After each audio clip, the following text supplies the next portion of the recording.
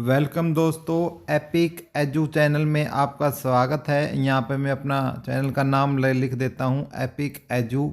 इसमें आपका स्वागत है दोस्तों। और चैनल पर यदि आप पहली बार आए हैं तो चैनल को सब्सक्राइब कर लें, सब्सक्राइब का बटन होगा। और जो आज की हम चर्चा करेंगे, जो आज की इस क्लास में हम आज के सेशन में चर्चा करेंगे, वो होगी ग्रुप डी की जो कट ऑफ है उसके बारे में। देखो भाई, सभी कट ऑफ बना रहे हैं तो अभी स्कोर कार्ड जारी किया है, तो स्कोर कार्ड के बाद हमने जो कट ऑफ बहुत स्टिक एक कट ऑफ बनाई है कि आपने इतनी वीडियो देखी होगी, लेकिन हम ये गारंटी देते हैं कि आप इस वीडियो को देखने के बाद आपको कोई और वीडियो देखने की ज़रूरत नहीं रहेगी। ठीक है दोस्तों। और वीडियो आपको अच्छी लगे तो बेशक लाइक और शेयर कर देना, अच्छी नहीं लगे तो बेशक से आप डिसलाइक कर सकते हो, कोई प्रॉब्लम नहीं है।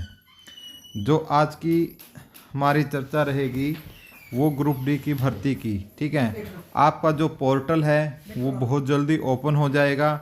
और पोर्टल ओपन होने के बाद आपकी जो कुछ मन में डाउट होगा कि किसी की डेट ऑफ बर्थ गलत हो गई है और आपके नंबर बहुत अच्छे आ गए हैं, आपके सिलेक्शन को लगता है कि आपका सिलेक्शन हो जाएगा, किसी की कैटेगरी गलत हो गई है, ठीक है, या किसी ने कुछ और गलती कर दी है, भाई किसी के एक्स्ट्रा 5 नंबर मिलने चाहिए थे लेकिन उनको नहीं मिले, तो किसी को जो एक्स्ट्रा नंबर थे वो मिलने चाहिए थे, नहीं मिले, और किसी को नहीं मिलने चाहिए थे, यदि उनको मिल गए तो उनको क्या करना है, उनके लिए पोर्टल ओपन होगा। उस पोर्टल में आप अपने नंबर, तो जो एक्स्ट्रा 5 नंबर है आप वो वहाँ से ले भी सकते हो और छोड़ भी सकते हो। ठीक है, दोनों ऑप्शन है। ठीक है, और उसका जो क्राइटेरिया है घर में जॉब और आपकी पीपी में 1,80,000 से कम आपकी होनी चाहिए। उसके बाद पोस्ट प्रेफरेंस आपसे पूछी जाएगी, जिसमें आपसे पूछा जाएगा कि ग्रुप डी भर्ती आपको चाहिए या नहीं। जैसे ही इस पोर्टल में आप नो करोगे तो आपके सारे के जो आगे की कार्रवाई है वो बंद हो जाएगी, क्लोज हो जाएगी। और यस करोगे तो यस करने के बाद आपसे पोस्ट प्रेफरेंस पूछी जाएगी कि आपको रैंक 1 पर यदि आपका कट ऑफ में नाम आता है कट ऑफ के हिसाब से, तो आपको कौन सी पोस्ट चाहिए, 2 पर आपको कौन सी चाहिए, 3 पर आपको कौन सी चाहिए, इस प्रकार से। और आपको जो नहीं चाहिए तो आप उस पर कर सकते हो कि मुझे ये जॉब नहीं चाहिए, उस पर आप काटा भी लगा सकते हो। ठीक है, कि भी हमें ये नहीं चाहिए। तो नेक्स्ट हम बात करते हैं, देखो कट ऑफ पर ऐसे नहीं, पूरी विश्लेषण के साथ हम बात करेंगे आपसे। तो हम क्या है, एक साथ कंपेयर करेंगे 2018 को और 2023 को। यदि मैं 2018 की मैं बात करता हूँ ग्रुप डी भर्ती की, तो उसमें जो एक्स्ट्रा मार्क्स थे वो थे हमारे 10 नंबर थे। ठीक है, और वैकेंसी थी लगभग 18,000 वैकेंसी थी हमारी। ठीक है, यदि मैं एग्ज़ाम लेवल की बात करूं तो जो 23 की तुलना में क्या था, आपका हार्ड एग्ज़ाम था। ठीक है, और यदि मैं 2023 की यदि मैं बात करता हूं तो कंपेयर करके देख लीजिएगा कि जो वैकेंसी है लगभग 13,600 वैकेंसी है। और इसमें आपकी ऑफिशियल तौर पर 2,000 वैकेंसी और बढ़ने वाली है भाई। ठीक है, लगभग 2,000 और बढ़ने वाली है। तो आप लगभग वैकेंसी लगा के अंदर आपकी लगभग 15,600 वैकेंसी लगा के चलो कि भैया इतनी वैकेंसी ज़रूर होंगी इसमें। ठीक है, और अब इसमें जो माइनस हो सकता है पॉइंट वो ये है कि इसमें जो टीजीटी की है वो लगभग 7,500 वैकेंसी है, ग्रुप सी की है, ठीक है, वो आपकी लगभग 32,000 है, दिल्ली पुलिस की 7,500 वैकेंसी है। और मैं पेपर लेवल की बात करता हूँ तो ये भाई क्या था, आपका ईजी था। ठीक है, तो यदि वो 2018 और 2023 में यदि वो ही बच्चा बैठता है तो कम से कम वो आपके 4 नंबर एक्स्ट्रा इस एग्ज़ाम में ले सकता है। ठीक है, और इसमें एक्स्ट्रा मार्क कितने हैं, 5 है, जबकि वहाँ कितने थे, 10 थे। ठीक है ना, तो इसलिए क्या कट ऑफ पड़ेगा, इन सब चीज़ों को समझने की बात है। ठीक है, समझते चले, लास्ट तक लेके चलेंगे। अब यदि मैं टीजीटी में बात करूं तो 2,000 ऐसे क्रीम लेवल के बच्चे होंगे जिनका ग्रुप सी भी क्लियर है, ग्रुप डी भी है, टीजीटी भी है। और ग्रुप सी की यदि 32,000 वैकेंसी की मैं बात करता हूं तो उसमें से लगभग आपके 6,000 बच्चे ऐसे मिल सकते हैं जो क्रीम लेवल के ग्रुप डी में भी सेम मिलेंगे। दिल्ली पुलिस की यदि मैं बात करता हूं तो 500 से 700 क्या है, दिल्ली पुलिस में भी ज्वाइन कर सकते हैं। तो यदि ये कुल डाटा लगाएं लगभग आपका, तो यदि हम जो कुल डाटा की जो बात कर रहे थे अभी अभी, यदि हम कुल डाटा यदि इसकी हम जोड़ें तो ये लगाएं कि 2000 तो हमारे स्टूडेंट ये हो गए टीजीटी वाले, 6000 ये, और 500 ये, 500 ही लगा के चलो, 6 और 2 8, यानी लगभग लगभग कितने कह सकते हो आप, ये 8,500, ठीक है ना, 8,500, या तो इन्हीं को मान के चलो यदि ये बाहर हो जाएं, ठीक है। तो एक तो ये है कि ये बाहर हो जाए तो कट ऑफ पर क्या प्रभाव पड़े, एक ये मान के चलो कि यदि ये बाहर हो जाए तो हमारी जो वैकेंसी 15,600 वैकेंसी हैं उसमें हम यदि इनको ऐड कर दें तो ये कह सकते हो इनके बाहर होने की वजह से जो वैकेंसी है, ठीक है, आपकी इतनी हो जाएंगी, क्योंकि ये जो ये स्टूडेंट वो है दोस्त जो ज्वाइन करेंगे, ठीक है। चलो इसमें से भी हम क्या कर लेते हैं, ये 8500 में से भी कुछ ऐसे होंगे जो पोर्टल ओपन होगा तो पोर्टल ओपन होने के बाद नो कर देंगे। तो यदि हम मोटा मोटी बात ऐसी बोल दें कि लगभग 2100 बच्चा ऐसा आ जाए कि जो नो कर दे, तो फिर भी 22,000 बच्चे ऐसे मिलेंगे आपको, जो 22,000 वैकेंसियाँ क्रिएट हो सकती है। या इस 8500 में से हम क्या कर सकते हैं कि भाई 8500 में से वो 2100 बच्चा यदि नो कर दे तो फिर भी कितने, 0046, तो फिर भी ये इतने बच्चे तो जरूर ग्रुप डी में ज्वाइन करेंगे, क्योंकि भाई उसका रीज़न है बेरोजगारी दर। हरियाणा में बेरोजगारी दर कितनी है आप हर बार देखते होंगे कि इसमें फ़िलहाल हमारा हरियाणा नंबर 1 रैंक पर चल रहा है बेरोजगारी में, ठीक है। इसलिए भाई जॉब की ज़रूरत सबको है, सब इसको ज्वाइन करने की कोशिश करेंगे। देखो ग्रुप डी भर्ती को समझना है ना, तो इसमें एक एक पॉइंट को आप समझते चलिए यार। कट ऑफ कोई मायने नहीं रखते, कट ऑफ तो क्या है, बता देंगे 1-2 नंबर ऊपर नीचे रह जाएगी, कोई फर्क नहीं पड़ता। लेकिन जो लोगों की तरह क्या है वो बताते हैं 71 से 80, 72 से 85, ऐसा नहीं भाई, एक स्टिक जानकारी देंगे।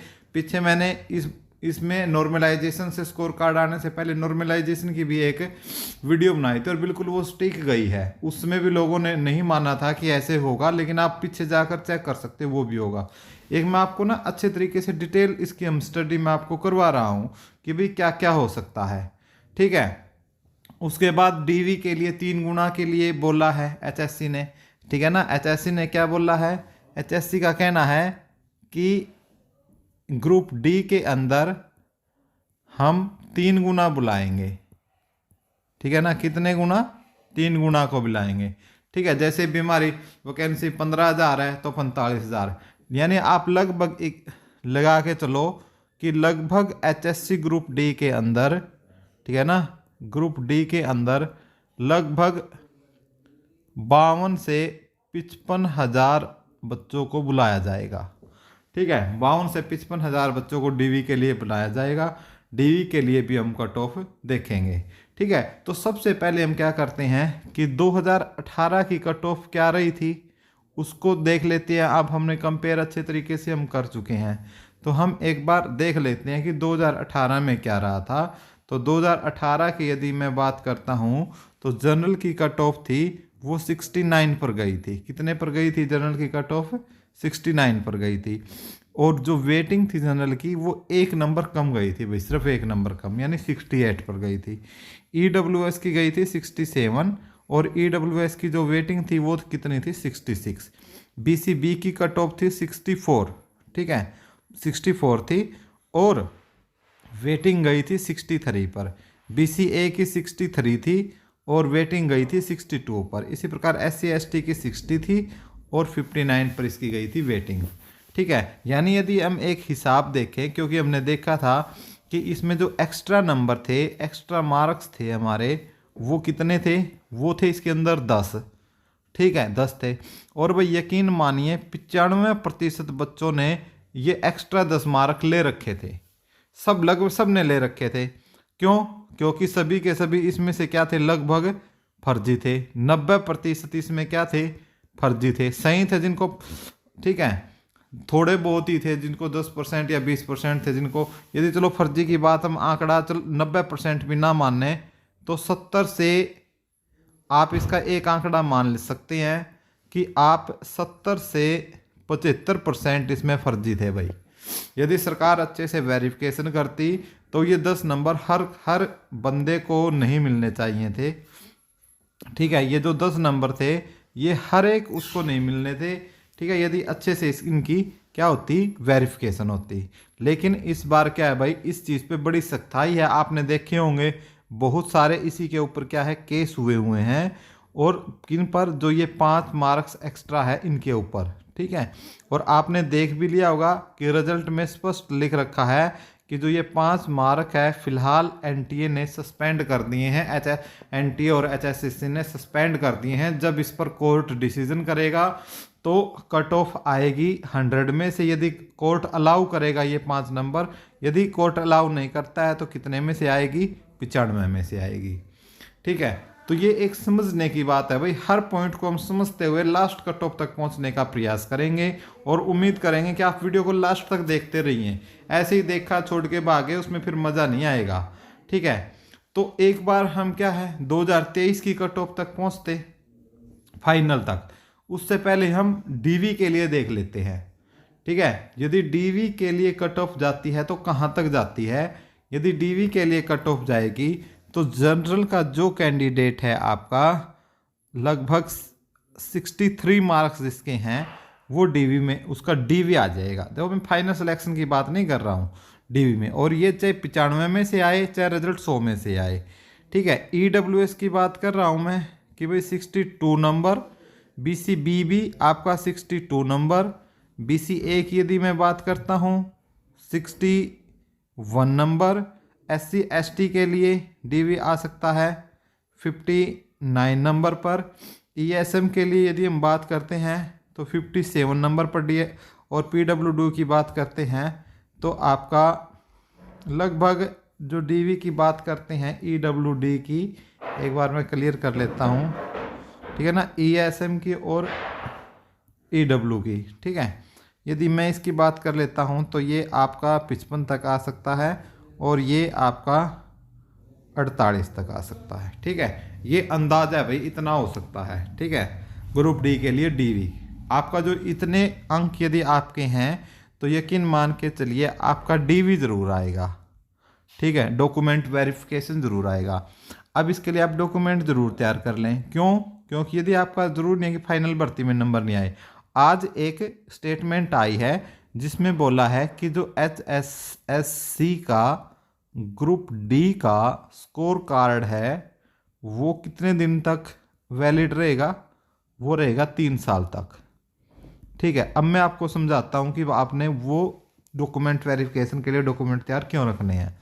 देखो, ये आप अंदाज़ा लगा लो कि ये 15,000 भर्ती और हो गई कंप्लीट। ठीक है, आगे चुनाव आने हैं। अब यदि चुनाव आगे आ जाते हैं, सुनिए बात को, और सरकार को नेक्स्ट सीईटी करवाने का मौका नहीं मिलता है। ठीक है, नेक्स्ट सीईटी का मौका नहीं मिलता है तो सरकार क्या करेगी, इसी स्कोर कार्ड में से और लगभग इनको 18,000 और लेने हैं। ठीक है, तो इनकी भर्ती कर सकती है। तो अंदाज़ा लगाइए कि आप कितने कम नंबर तक जिनकी बारी है वो आ सकती है। तो देखो पूरे 18,000 तो इस पर नहीं करेगी, लेकिन आप ये लगा के चलो कि 4-5 हज़ार की भी यदि एक्स्ट्रा भर्ती सरकार यहाँ से कर लेती है तो हमारे जो डीवी वाले हैं उनका सभी का काफ़ी हद तक नंबर और नीचे कट ऑफ डाउन, उनकी कट ऑफ जो कट ऑफ है उनकी ओर डाउन आ सकती है। आप इस बात पर यकीन मानिएगा। ठीक है,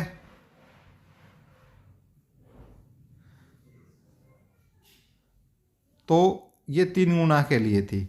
अब हम फाइनल जो रिजल्ट हमारी जो भर्ती का ये कह सकते हो कि जो फाइनल कट ऑफ है ये फाइनल है भाई। अब फाइनल, ठीक है ना, फाइनल कट ऑफ है।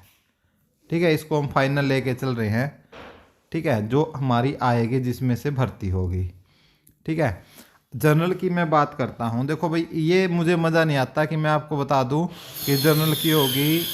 मुझे एक चीज़ में मज़ा नहीं आता कि मैं और लोगों की तरह बोल दूँ कि जनरल की जो भर्ती होगी वो होगी हमारी 71 से 75, उसकी होगी फलाने की होगी कितनी 73 से 78। तो ऐसे नहीं भाई मुझे मज़ा आता। मैं आपको सही एक एग्जैक्ट डाटा देना चाह रहा हूँ कि देखो बहुत सारे नॉर्मलाइजेशन में क्या हुआ है, बहुत सारे बच्चों के नंबर 5-5 6-6 नंबर कम भी हुए हैं।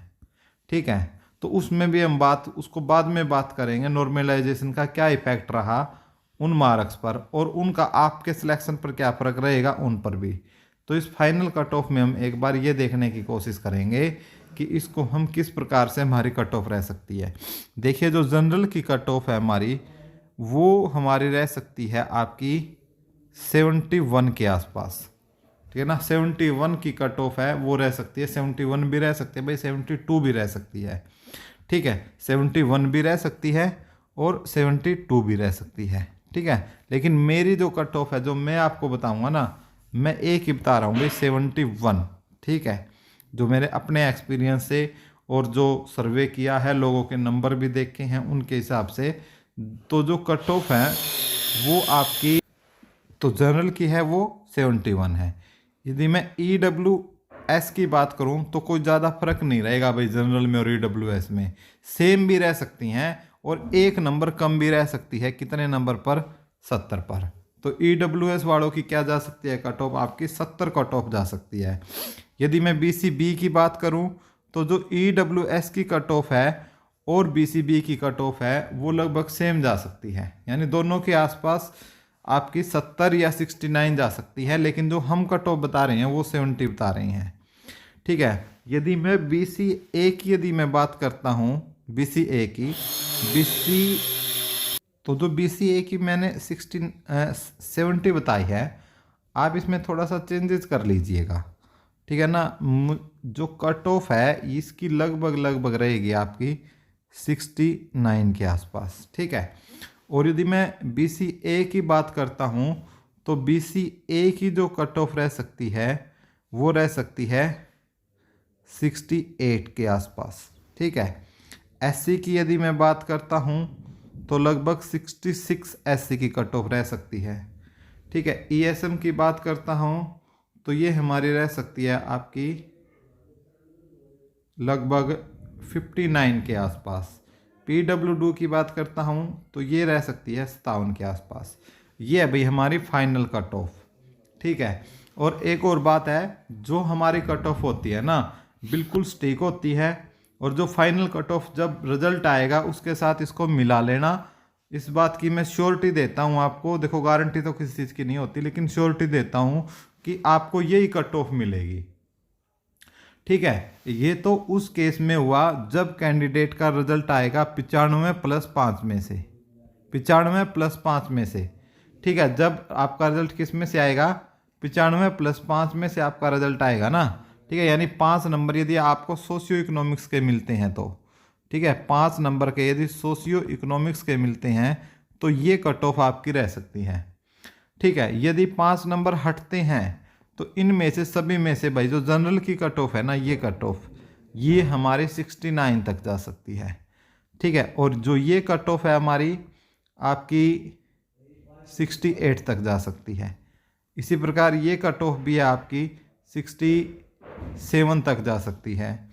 BCA की कट ऑफ है आपकी 66 तक जा सकती है। SC की कट ऑफ है आपकी 64 तक जा सकती है।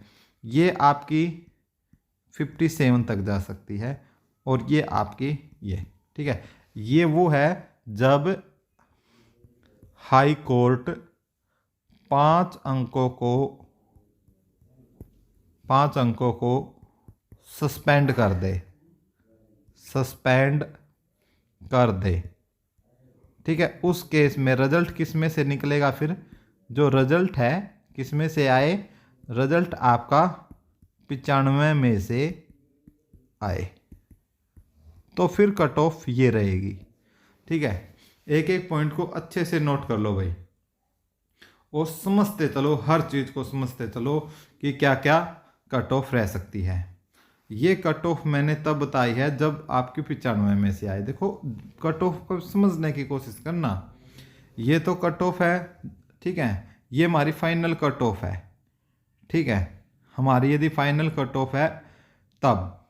ठीक है, और इसमें आप ये बोल सकते हो कि यदि, और ये भी आपकी कब रह सकती है, ये आपकी यदि ग्रुप कभी भी रिजल्ट आ जाए तो आपकी जो वैकेंसी है ना, जो फाइनल कट ऑफ है ना, वो ये रहने वाली है। ठीक है, उसमें से जो इफेक्ट है मैंने आपको समझाया है। ठीक है, जो मैंने आपको समझाया यहाँ पर कि भाई ये जो भर्तियां हैं इनसे कंपेयर करके कि इसमें 18 में 23 थे, तो इस प्रकार उन अंकों के बेस पर मैंने ये जो फाइनल कट ऑफ बनाई है हमारी, ये बनाई है। और दोनों केस में बनाई है मैंने कि भाई 5 अंक होने पर भी और 5 अंक न होने पर भी। समझते रहिए। अभी हम नॉर्मलाइजेशन का जो फैक्टर है ना, उसको भी समझने की कोशिश करते हैं कि भाई नॉर्मलाइजेशन में क्या हुआ। देखिए भाई, जो नॉर्मलाइजेशन में हुआ है, ज़्यादातर जो 21 का मॉर्निंग है उसका आपका 0.1 से लेकर 1.5 नंबर तक, यानी ये बोल सकते हो कि 1 से 2 नंबर यहाँ पर इंक्रीज हुए हैं। ठीक है, इसी प्रकार जो 21 की इवनिंग है उसमें 0.2 से लेकर 1 नंबर आपका इंक्रीज हुआ है। और जो 22 की मॉर्निंग है उसमें आपके -2 नंबर तक आपके क्या हुए, डिक्रीज हुए हैं। और जो 22 की इवनिंग है उनके भी क्या हुए हैं, डिक्रीज हुए हैं, और 3 से 7 तक। ठीक है, तो जो सबसे ज़्यादा मारे गए, जो सबसे ज़्यादा मारे गए हैं, ठीक है, इस मार में, वो हैं आपके 22 इवनिंग के स्टूडेंट, क्योंकि उनके नंबर है भाई साहब 7-7 नंबर भी क्या हुए हैं, डिक्रीज हुए हैं। अब किसी भी भर्ती में यदि 7 नंबर आपके डिक्रीज हो जाते हैं तो आप क्या हो जाते हैं, आउट ऑफ मेरिट हो जाते हैं। ठीक है ना, आउट ऑफ मेरिट हो जाते हैं, आप यकीन मानिए। ठीक है, आउट ऑफ मेरिट, बहुत से जो 22 के इवनिंग वाले तो बहुत सारे बच्चे आउट ऑफ इवनिंग हो गए। 22 की मॉर्निंग वालों को भी लगभग 2-2 नंबर का नुकसान देखने को मिला है। तो आपको क्या लगता है कि हमारी कट ऑफ क्या सही रहेगी, और हमने जो आपको एक्सप्लेनेशन दिया वो कितना सही है, और आपकी जो नॉर्मलाइजेशन का आपके अंकों पर या आपके मेरिट लिस्ट पर क्या फ़र्क पड़ा, कि आप सिलेक्शन से बाहर हुए हैं या कोई आप पर फ़र्क नहीं पड़ा है, वो भी कमेंट बॉक्स में ज़रूर बताएं दोस्तों। और वीडियो अच्छी लगी हो तो वीडियो को सब्सक्राइब करें, चैनल पर पहली बार आए तो चैनल को सब्सक्राइब कर ले, लाइक शेयर करें। धन्यवाद।